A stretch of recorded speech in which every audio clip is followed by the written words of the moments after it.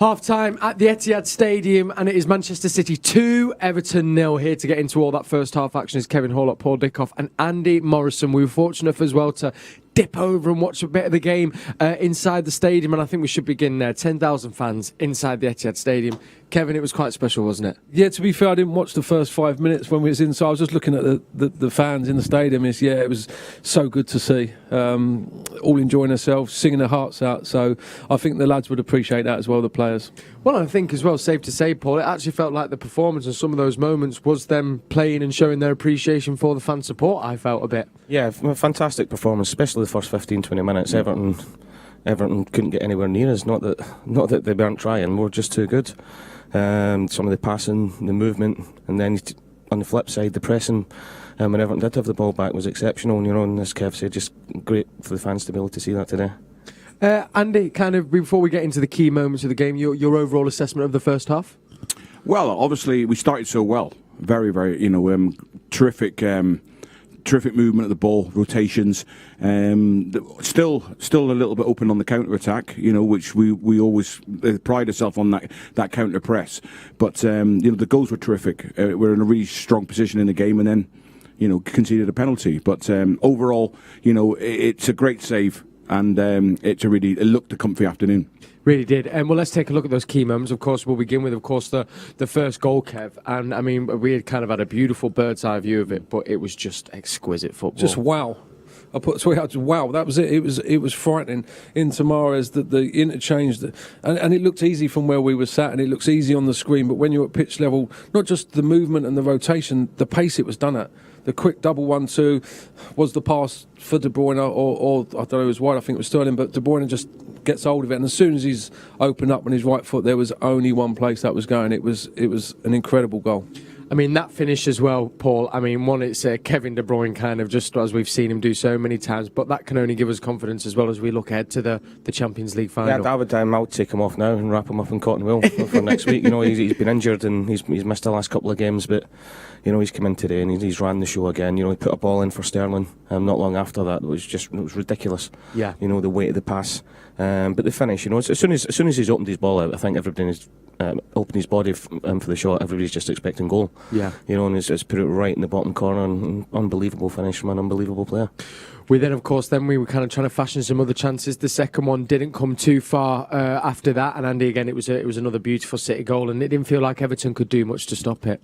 No, I thought, whether it's credit to them or, they've gone with kind of a two higher up the pitch, and if you do that against City, they'll tear you to shreds. And every time we on the transition, we looked like we were going to cause them problems.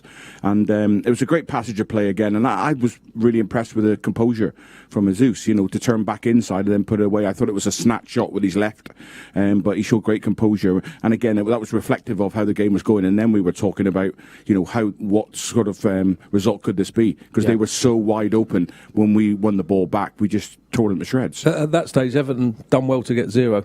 Yeah. So they hadn't got out. It was an unbelievable start. And Paul, I know you've always kind of spoke so highly of Gabriel Jesus, and actually I think it was nice to be reminded of not only of all the other work he does off the ball, but that's that number 9 striker quality that you've always championed and said he has. Yeah, it is, and I keep saying it. He takes a lot of stick for not scoring enough goals, but his goal scoring record for games that he's played is up there with the very best.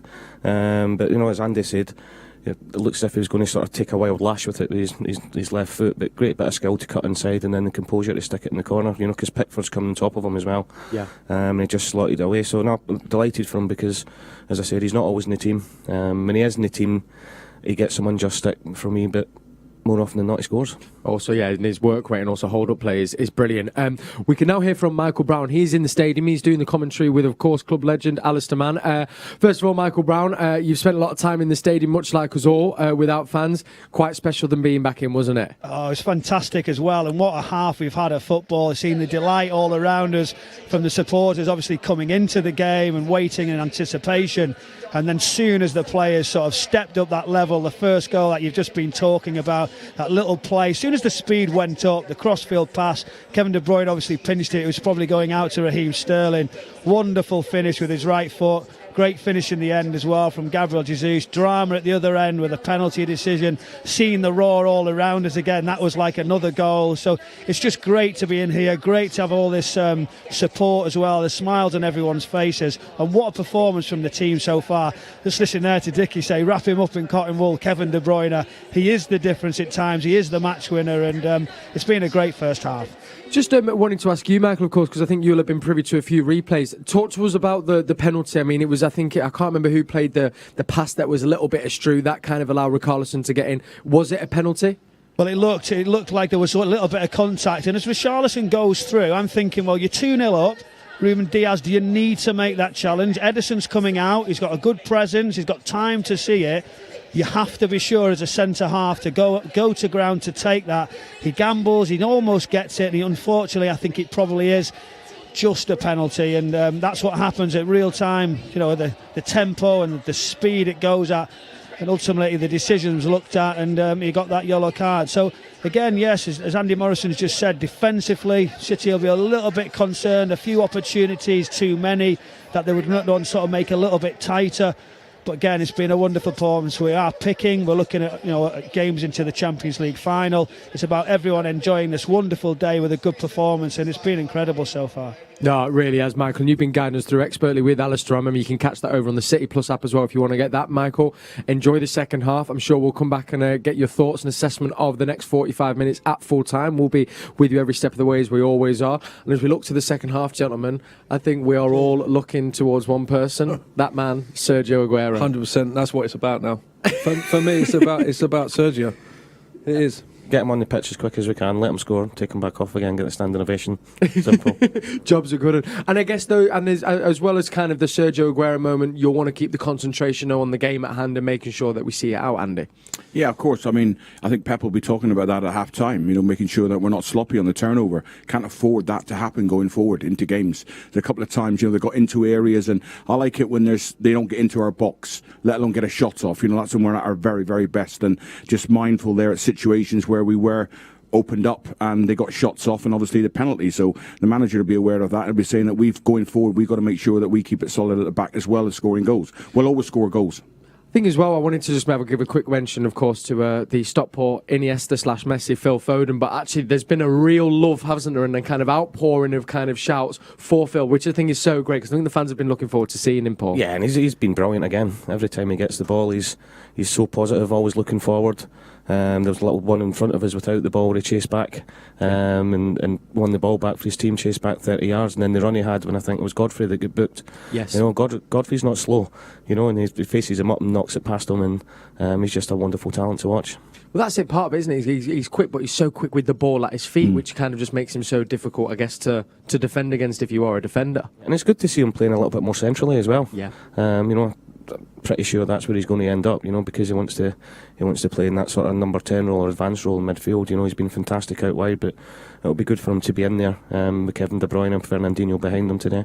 Really well. All right, let me just quickly bring you some of your tweets. Of course, it'll come as no surprise to any of you that it has just been an outpour of love and appreciation for one man, Sergio Aguero. We had Fad Lee on Twitter who says, "Gracias, King Kong, you deserve a key to the city." I think I'll second that. We had Alison who says, "I'm going to be very emotional today, but what a legend he has been for the past 10 years. So honoured to have met you 4 years ago." Great little snap of you there as well with Sergio Aguero in his car. This is a lovely one from Joe Wheelhouse on Twitter who said, "He might not understand the magnitude of the shirt he's wearing just yet, but when he's older, I'll tell him all about the legend that is Sergio Aguero." Beautiful tweet that, and you've got your son there as well in that top. And Ellie on Twitter also said, "I know I wear this jumper all the time, but I couldn't think of a more appropriate time to wear it," and that is, of course, Aguero celebrating his iconic goal against QPR. And finally, great little tweet from Jane who says, "It's been 459 days since I was inside the Etihad Stadium, and today I get to go back. I've missed you, Man City." I think we all have, and it has been such a welcome sight and feeling to have those 10,000 fans in the ground. Okay, we are not too far away from the second half commencing, but I can tell you as well, these aren't all the trophies that we've won. there is another one that we want to add to the bracket, and that is the eSports Trophy, as won by this man there. There's Shell's now pitch side with his trophy. So not only are we winning the Under-23 Premier League 2 trophy, the Under-18 National Trophy, we are now, of course, champion in the eSports world as well. That's what happens when you're a Manchester City fan. You're just champions at everything. Kev, we'll do a final word from you. We obviously want to try and get back for that moment to see Sergio Aguero on the pitch. But bar Sergio Aguero and whoever might make way, what else do you think is going to be the focus for the second half? Any little practices, do you think, for the Champions League, or just kind of see it out? Oh, no, I think just see the game out. Obviously, Pep would be looking for more goals, and I'll keep it as short as that because I want to get over and see Sergio. Okay, well, we're gonna hopefully see. Let's just see now. I think if we can have a little look to the live feed in the tunnel, we can just see if anyone might be making an appearance. We'll have a little look here now while you're with us. No, it's all looking a little bit quiet. I mean, if you're an Everton player, Paul, you kind of know that that's coming. What feelings does that evoke? And I guess that's as a whole for anyone that's ever come up against Sergio Aguero coming on the pitch. I think whatever opposition you are, it must be a nightmare playing against Manchester City, you know, because when you look at the players that are on the bench, you know, it's world class. But for Everton defenders, I agree with what Kev said at the start, that they will love to play today, you know, in future years. Sort of say they played against Sergio Aguero in his last ever game at the Etihad, but I wouldn't think they'd be too happy to see it. They're already 2-0 down, getting battered, and you see Aguero coming on. It can't be nice, can it? I think there'll be a few changes. I think they will.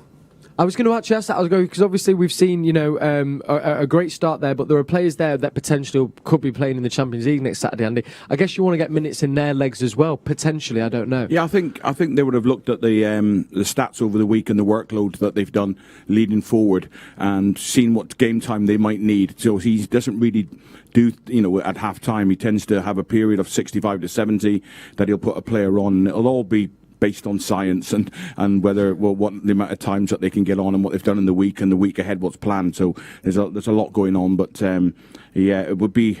Yeah, there'll be 2 or 3 changes in the second half. When that is, I'm not sure. Just, I think I mentioned this to you, Paul, as we were watching, but do you think as well there is a little bit kind of City kind of wanting to sort of go, look, if Chelsea do want to cast an eye over this game, you want to kind of show them what you're going to come up against next Saturday and maybe try and add a little, you know, put a little bit more fear in their thoughts and mind, possibly. Yeah, but I think probably first and foremost is that the players will want to put thoughts in Pep's minds, because they'll all be desperate to start next week, and you know, if we can put a marker down against Chelsea as well and get them looking over their shoulder a little bit, all the better. But every one of them out there, the thought in their mind now is I want to be in that starting 11 next week. Yeah, and I think they've all, the ones that you've seen there, Kev, I mean, they all played like out their skin, didn't they? Yeah, it was good. Sterling was hitting a bit of form, as obviously that he's not hit at recent times. So, yeah, it's exciting times, and I'm looking forward to this second half so much. I think we all are, and of course I think we're all excited to watch him grace the pitch one final time. So it's looking like the teams are nearly ready to come out. We can see Ederson there. Hopefully we might get a... of course, he already won the Golden Glove, and actually I think that save capped it off as well. I was kind of a feeling, I was like, go on, just prove to everyone why you've got the Golden Glove once again. But he came out and gave a great interview as well, saying that that is just a product of not just himself, but actually the whole defence. And don't forget as well, a little bit later on at full time, not only are going to we reflect on the second half, we're going to be handing out Manchester City's Player of the Season, Goal of the Season, and then after full time, we will, of course, be bidding farewell to Sergio Aguero. So lots of talk and memories celebrated and remembered. And hopefully we'll also be on the back of a Manchester City win. So here they are. The players are coming out. Remember, full commentaries with Alistair Mann. And we'll be back at full time and join us as we bring you that trophy lift. And, of course, bid farewell to our legend, Sergio Aguero.